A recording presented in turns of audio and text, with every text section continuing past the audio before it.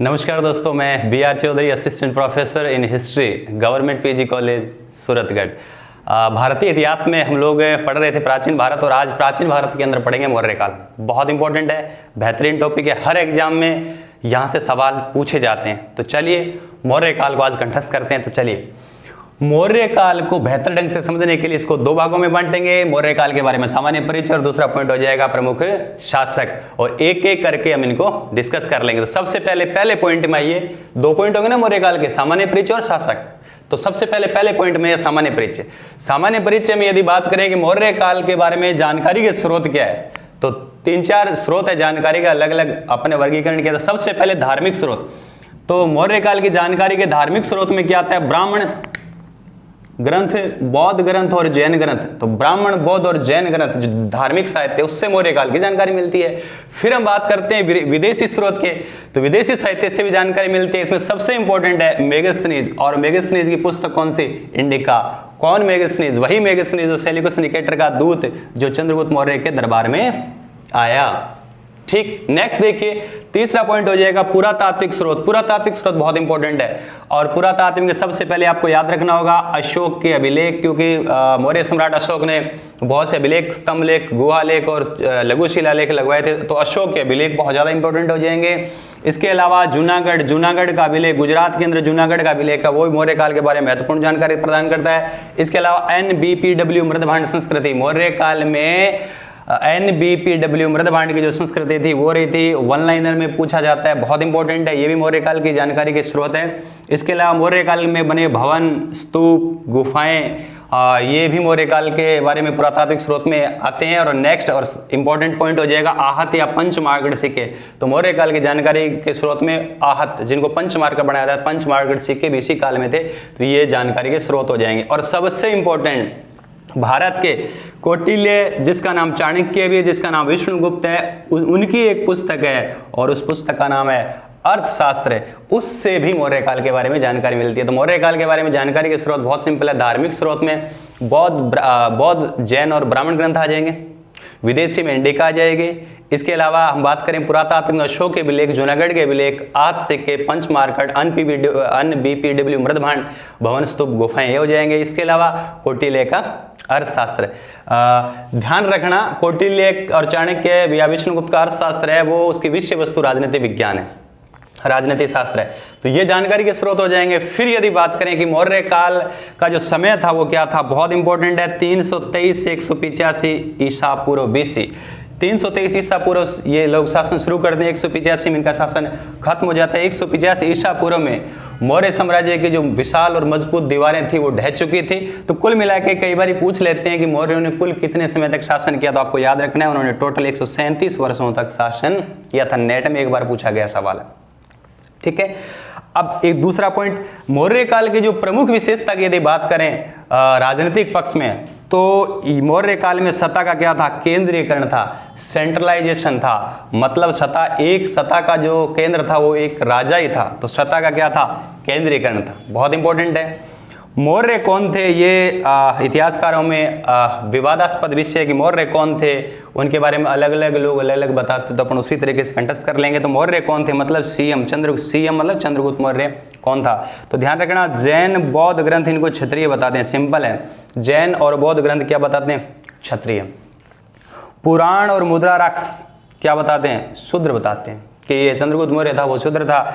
Justin strobo, ये दो लोग हैं, वो चंद्रगुप्त मौर्य को चंद्रगुप्त मौर्य नाम नहीं बताते, वो उनको सेंड्रोकोटस के नाम से अपने जो वर्णन है उसमें वो लिखते हैं। जबकि प्लूटोरक और एपियान्स उनको एंड्रोकोटस, याद रखना, प्लूटोरक और एपियान, ए से एंड्रोकोटस और स्ट्रोबो से सेंड्रोकोटस। और याद रखना, इसी एपियान्स और प्लूटोरक ने जिस व्यक्ति को एंड्रोकोटस नाम दिया, कालांतर में उस एंड्रोकोटस की पहचान सीएम चंद्रगुप्त मौर्य के रूप में कौन पहचान बताते हैं, वो बताते हैं विलियम जोन्स, वही विलियम जोन्स जिन्होंने एशियाटिक सोसाइटी ऑफ बंगाल की स्थापना की 1784 में कोलकाता में। तो इन्होंने बताया कि हमारे जो प्राचीन जो हमारे थे इतिहासकार जो सेंड्रोकोटस के नाम से वर्णन करते थे, वो सेंड्रोकोटस विलियम जोन्स ने बताया कि वो भारत का चंद्रगुप्त मौर्य ही है। तो ये मौर्य काल के बारे में सामान्य परिचय, तो मोटा मोटी आपको समझ में आ गया कि मौर्य काल में इस तरीके की कुछ बातें हुई थी। नेक्स्ट पॉइंट रहेगा हमारा मौर्य काल के प्रमुख शासक। देखो बहुत सिंपल है, छोटी सी ट्रिक आपको याद रखना है। मौर्य काल में आपको उल्टी एबीसीडी याद रखना है, ABC, मतलब क्या हो जाएगा CBA। ये 3 प्रमुख शासक है, बाकी अन्य शासक छोटे मोटे हैं, उनको देख लेंगे, बिल्कुल 1 या 2 लाइन से इससे ज़्यादा है नहीं उनमें मैटर। लेकिन CBA 3 स्टार्टिंग के प्रारंभ के जो 3 शासक है ये बहुत इंपॉर्टेंट है, इनमें मैटर भी बहुत ज़्यादा है। तो चलिए बात करते हैं मौर्य काल के शासक। तो आपको परमानेंट याद हो गए, सीक्वेंस भी याद रह जाएगा, CBA उल्टी ABCD है। तो C से क्या हो जाएगा चंद्रगुप्त मौर्य, B से क्या हो जाएगा बिंदुसार, और A से क्या हो जाएगा अशोक, और बाकी जो अन्य शासक है वो अपन अलग कर लेंगे ना। तो CBA से क्या हो जाएगा, C से चंद्रगुप्त, B से बिंदुसार, A से अशोक। बहुत सिंपल। अब इन एक को अपन क्या कर लेंगे, डिस्कस कर लेंगे। तो सबसे पहले आइए C से चंद्रगुप्त मौर्य। चंद्रगुप्त मौर्य की बात करते हैं। चलिए चंद्रगुप्त मौर्य की बात करें तो सबसे पहले चंद्रगुप्त मौर्य का पर्टिकुलर क्या टाइम था। तो चंद्रगुप्त मौर्य की टाइम की बात करें तो ये क्योंकि पहला शासक था तो स्टार्टिंग से आएगा 323 से आएगा। तो याद रखना इसका टाइम पीरियड है 323 से 298 BC, है ना। 323 ईसा पूर्व से लेकर 298 ईसा पूर्व तक। फिर बात करें इनके पीएम कौन थे, इनके पीएम थे चाणक्य, जिन्होंने इनके पीएम कौन थे चाणक्य, जिसने क्या लिखा अर्थशास्त्र लिखा। तो चाणक्य ने क्या लिखा अर्थशास्त्र, अभी हमने बात की। तो ये क्या हो जाएगा चाणक्य ने अर्थशास्त्र लिखी। जो किनके पीएम थे वो चंद्रगुप्त मौर्य के पीएम थे। अब थोड़ा सा ध्यान रखना, कहते हैं मगध का अंतिम जो नंद वंश का शासक था उसका नाम था घनानंद। इस घनानंद का वध करके और चंद्रगुप्त मौर्य ने इस सीएम ने मगध पर क्या किया था, अधिकार किया था। तो चंद्रगुप्त मौर्य ने मगध के अंतिम शासक नंदवंश के अंतिम शासक घनानंद का वध करके और मगध की गद्दी प्राप्त की। तो इस काम में सीएम का सहयोग करने के लिए एक हिमालयी राजा, ये हिमालय क्षेत्र है, इसका राजा है एक पर्वतक, उस पर्वतक ने भी इसकी क्या की थी, हेल्प की थी। तो ये भी आपको याद रखना है कि चंद्रगुप्त मौर्य ने चाणक्य तो इनके साथ था ही था। तो चंद्रगुप्त मौर्य और चाणक्य ने जब घनानंद का वध किया, नंदवंश के अंतिम शासक का, मगध की गद्दी हासिल की, तब और कौन सा राजा था जिन्होंने सहयोग किया। तो याद रखना हिमालय क्षेत्र का राजा है पर्वतक, जिन्होंने इसकी क्या थी, हेल्प की। तो 323 में क्या हो गया, मगध की गद्दी पर काबिज हो गया। चलिए, और चाणक्य को इन्होंने क्या बना दिया, अपना पीएम रख लिया। अब देखिए बात होती है, ये यहाँ जैसे ही गद्दी पर बैठा अपने साम्राज्य का विस्तार करता गया और बात कब की है, बात है 305 BC, मतलब 305 BC, 305 ईसा पूर्व की। देखिए मानचित्र में देखो मगध का शासक कौन है, सीएम मतलब चंद्रगुप्त मौर्य, और इधर सीरिया का शासक कौन है, सेल्यूकस निकेटर, जो सिकंदर का उत्तराधिकारी था। तो बताते हैं कि सेल्यूकस निकेटर इधर से सेना लेकर आया भारत पर हमला करने के लिए।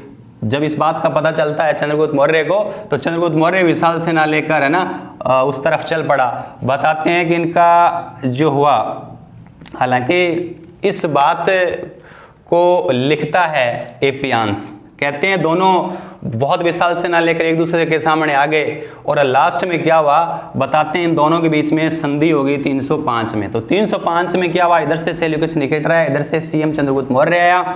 सेल्यूकस निकेटर कहाँ का था, सेल्यूकस निकेटर सीरिया का था। यहाँ इस जगह पर बताते हैं कि 305 ईसा पूर्व में दोनों के बीच में संधि हो गई। इसका वर्णन कौन करता है, यूनानी इतिहासकार एपियान्स करता है। समझ गए। अच्छा, वो क्या बताता है कि संधि भी, तो क्या हुआ बताते हैं, एपियान्स कहता है कि चंद्रगुप्त मौर्य का पलड़ा भारी था, सेल्यूकस निकेटर का पलड़ा कमजोर था, इसलिए दोनों पक्षों में क्या हो गई, संधि हो गई। तो देखिए संधि में क्या हुआ, संधि की क्या शर्तें थी, सेल्यूकस की हार हो गई, इसकी जीत हो गई। तो एपियान्स कहता है 305 में संधि होगी। संधि में क्या हुआ, देखिए संधि में सेल्यूकस निकेटर ने अपनी पुत्री हेलेना कार्नेलिया का विवाह कर दिया प्लस सीएम के साथ, अपनी पुत्री का विवाह कर दिया हेलेना कार्नेलिया का चंद्रगुप्त के साथ। और इसके अलावा इस पुत्री को दहेज में 4 प्रांत दे दिए। कितने प्रांत दे दिए, 4। इसकी ट्रिक है, शॉर्ट ट्रिक है, और वो प्रांत बड़े काम के थे, तो काम का है, तो 4 अक्षर से 4 प्रांत। पहला का से क्या हो जाएगा, काबुल, मैं से क्या हो गया, मकरान, का से क्या हो गया कंधार और है से क्या हो गया हेरात। ये तो भारतीय नाम है। तो एपियान्स इन प्रांतों के किस नाम से वो लिखते हैं अपने वृत्तांत में? तो एपियान्स इनको यूनानी नाम इनकी अलग है। तो एपियान्स काबुल को लिखता है पेरिप्निडाइस, याद रखना काबुल पेरिप्निडाइस। मकरान, याद रखना मकरान मतलब मकान, मकान में क्या रहते हैं जेंडर रहते हैं, जेंड्रोसिया। मकान में क्या रहते हैं मकरान, मकान में जेंडर रहते हैं, जेंड्रोसिया। कंधार मतलब धारा किस में होती है? कोसी नदी है ना, कोसी, तो इसको याद कर लो कोसी, कोसी नदी में धारा है तो कंधार को अराकोसिया। हेरात, हेरात को एरिया। बहुत सिंपल है, हेरात एरिया, कंधार, कंधार मतलब धारा, धारा होती है मतलब कोसी नदी में तो अराकोसिया। मकरान, मकरान मकान में, जेंडर तो जेंड्रोसिया। काबुल में अपने आप हो जाएगा पेरिप्निडाइस। इसके अलावा सेल्यूकस निकेटर ने एक दूत भेज दिया मेगास्थनीज को, किसके दरबार में? सीएम के दरबार में। और उसने क्या लिखा? इंडिका लिखा। अब बताते हैं कि इस सीएम ने क्या दिया। तो बताते हैं कि सीएम ने वापस कुछ दिया सेल्यूकस को, कि क्या दिया बदले में? इसने क्या दे दिया? 500 हाथी दे दिया।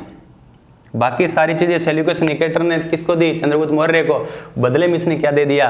500 हाथी। याद रखना मौर्य जो सेना थी, मौर्य सेना का प्रमुख जो स्तंभ था तो हाथियों की सेना थी, क्योंकि मगध के आसपास जंगल थे, बहुत सारे हाथी थे, तो हाथी वो पकड़ते थे। हाथियों का सेना में बहुत बड़ा स्थान था। तो चलिए ये तो 305 की बात होगी, बहुत सिंपल है। 305 में संधि भी सेल्यूकस निकेटर सीएम के बीच संधि की शर्तें हैं। हेलेना का विवाह कर दिया, इसकी हार हो गई तो विवाह कर दिया, और 4 प्रांत दे दिए काम का है, काबुल, कंधार, मकरान, हेरात, और मेगास्थनीज भेज दिया इंडिका लेके, बदले में 500 हाथी चंद्रगुप्त मौर्य ने दे दिया किसको? सेल्यूकस निकेटर को। फिर देखिए बताते हैं कि सीएम ने दक्षिणी भारत को भी जीता था। सीएम ने किसको जीता? दक्षिणी भारत को। कहते हैं देखिए सीएम ने इधर सीएम ने दक्षिणी भारत को भी जीता था, और जिसकी जानकारी मिलती है तमिल ग्रंथ है। कौन से ग्रंथ है? तमिल भाषा के जो ग्रंथ है एहनानूरू और मुर्नानूरू, कई बार पुरनानूरू भी लिखा है। तो दक्षिणी भारत विजय की जानकारी एहनानूरू और मुर्नानूरू या पुरनानूरू मिलती है। आईएएस में एक बार पूछा गया सवाल है कि चंद्रगुप्त मौर्य ने दक्षिणी भारत जीता, तो जानकारी कहाँ से मिलती है? एहनानूरू, मुर्नानूरू। अब बताते हैं कि इस चंद्रगुप्त मौर्य जब भारत मगध की गद्दी पर शासन कर रहा था, तब ये जो प्रांत है वो गुजरात के अंदर है, और इस प्रांत का नाम है सौराष्ट्र। तो बताते हैं कि सौराष्ट्र का गवर्नर उस टाइम था वो था पुष्यगुप्त वैश्य। तो गुजरात, सौराष्ट्र जो गुजरात में, उसका जो गवर्नर था वो था पुष्यगुप्त वैश्य, जो चंद्रगुप्त मौर्य के अंडर में काम करता था। तो पुष्यगुप्त वैश्य के निर्देशन में उन्होंने सौराष्ट्र गुजरात में सुदर्शन झील का क्या करवा दिया? निर्माण करवा दिया। किसने? चंद्रगुप्त मौर्य के टाइम में इस झील का क्या हो गया? निर्माण। तो गुजरात सौराष्ट्र में पुष्यगुप्त वैश्य के डायरेक्शन में क्या बनाया? सुदर्शन झील का निर्माण। दक्षिणी भारत को जीता एहनानूरू और मुर्नानूरू। कुल मिला के देखो ये इलाके चंद्रगुप्त मौर्य के आगे, इधर पूरा जीत लिया, गुजरात को जीत लिया, मतलब उसने झील बनाई, इसका मतलब अपना क्षेत्र था। दक्षिणी भारत को जीता, कुल मिला के पूरे वर्तमान का जो भारत है वो तो जीता ही था, इसके आसपास वाला इलाका भी उसका था। समझ गए बात? चलिए फिर क्या हुआ साहब? अब बताते हैं कि जब गद्दी पर शासन कर रहा था तो मगध में अकाल पड़ना शुरू हो गया। मगध में 1 वर्ष अकाल शुरू हुआ, तो अकाल राहत कार्य शुरू किए चंद्रगुप्त मौर्य ने, लगातार अकाल राहत कार्य शुरू किए। तो बताते हैं कि अकाल रुका नहीं, लगातार 12 वर्षों तक मगध में अकाल पड़ा। तो बताते हैं कि मगध में 12 वर्ष लगातार अकाल पड़ा। हालांकि अकाल से राहत कार्य भी शुरू किए थे किसने? चंद्रगुप्त मौर्य ने। और राहत कब मिलती है? सोमरस पीने के बाद। तो याद रखना अकाल राहत कार्य में याद रखना सोम, ये ट्रिक है। सोम से अपन निकालेंगे कि जानकारी कहाँ मिलती है? सो से स्वग्रह, और मैं से क्या हो जाएगा? महास्थान। तो सोम से क्या बना? 2 अभिलेख जिनसे जानकारी मिलती है कि चंद्रगुप्त मौर्य ने अकाल से राहत के लिए कार्य शुरू किए, है ना। ये दोनों अभिलेखों से जानकारी मिलती है, सोम याद रह जाएगा। लेकिन अकाल रुका ही नहीं। तब चंद्रगुप्त मौर्य ने सोचा कि मैंने कुछ गलत काम कर दिया, मुझे गद्दी का त्याग करना चाहिए। तो बताते हैं कि सीएम मगध की गद्दी त्याग दी अपने पुत्र किसके लिए? बिंदुसार के पक्ष में गद्दी त्याग दी, और चंद्रगुप्त मौर्य मगध से चला कहाँ? दक्षिणी भारत। और उत्तर भारत में उसमें भद्रभाव जैन मुनि था, उसने इसको जैन धर्म में क्या कर दिया? चंद्रगुप्त को जैन धर्म में क्या कर दिया? दीक्षित कर दिया, और भद्रभाव के साथ ये दक्षिणी भारत में चलाया। इस जगह पर आ गए, इस जगह का नाम है श्रवणबेलगोला, और श्रवणबेलगोला वर्तमान में कहाँ है? कर्नाटक। वहाँ 298 BC ईसा पूर्व चंद्रगुप्त मौर्य ने सल्लेखन या संथारा विधि, मतलब उपवास के द्वारा सीएम ने क्या कर दिया? अपने देह को त्याग दिया, मतलब 298 में चंद्रगुप्त मौर्य की क्या हो गई, मृत्यु हो गई। याद रह जाएगा। तो ये था चंद्रगुप्त मौर्य का इतिहास। और फिर 2-3 पॉइंट और है जो एग्जाम में बार बार पूछे थे। देखिए इसमें 2 पॉइंट लिखे मैंने विशेष में याद रखना है। जस्टिन कहता है चंद्रगुप्त मौर्य के बारे में कि जस्टिन कहता है कि सीएम चंद्रगुप्त मौर्य की सेना डाकुओं का गिरोह है, जबकि प्लूटोरक सीएम के बारे में क्या कहता है, कहते हैं सीएम ने 6 लाख सेना लेकर, है ना, पूरे भारत को रौंद डाला। देखो प्लूटोरक कहता है, देखो पी ऐसे बना तो उसको उल्टा करोगे तो क्या बन जाएगा 6, तो प्लूटोरक तो कहता है 6 लाख वाली बात कर रहा है। जस्टिन किसकी बात कर रहा है, जस्टिस न्याय मतलब डाकू न्याय। तो याद रह जाएगा किससे न्याय दिलाना है, डाकुओं से। तो जस्टिन तो कहता है डाकुओं का गिरोह, जो प्लूटोरक कहता है कि 6 लाख सेना लेकर उन्होंने पूरे भारत को रौंद डाला। तो मौर्य काल के बारे में हमने आज चर्चा किया। पूरे मैं 2 मिनट के अंदर आपको रिवीजन करवाता हूं। मौर्य काल को 2 भागों में बांटा, सामान्य परिचय और शासक। सामान्य परिचय में जानकारी के स्रोत, कितने समय तक शासन किया, सत्ता का केंद्रीकरण, और मौर्य कौन थे उनके बारे में चर्चा किया। फिर शासक में सीबीए, चंद्रगुप्त, बिंदुसार, अशोक। तो पहले चंद्रगुप्त के बारे में पढ़ेंगे, आपने पढ़ लिया, फिर बिंदुसार के बारे में पढ़ेंगे, फिर अशोक के बारे में पढ़ेंगे, फिर अन्य शासक को, फिर अन्य पक्ष को पढ़ लेंगे। तो चंद्रगुप्त मौर्य के बारे में पढ़ लिया।